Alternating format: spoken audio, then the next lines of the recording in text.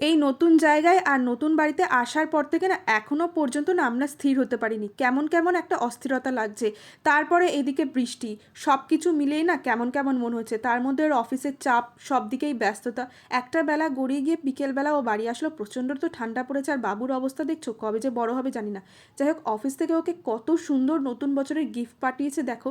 গিফটটা দেখে আর ওই সূর্যের মুখটা দেখে তো আমি পুরো একদম পাগলের মতো হয়ে গিয়েছি। আর সব থেকে ওদের কাস্টমাইজ করা নাম, ওর নামটা লেখা আছে আর এত সুন্দর করে এটা বানিয়েছে ওরা, আমার তো ভীষণ ভালো লেগেছে। এর আগে আমি কোনো দিন এরকম দেখিনি। আর সব থেকে ভালো লেগেছে ওদের ডায়েরি বলো, ওদের ক্যালেন্ডার বলো।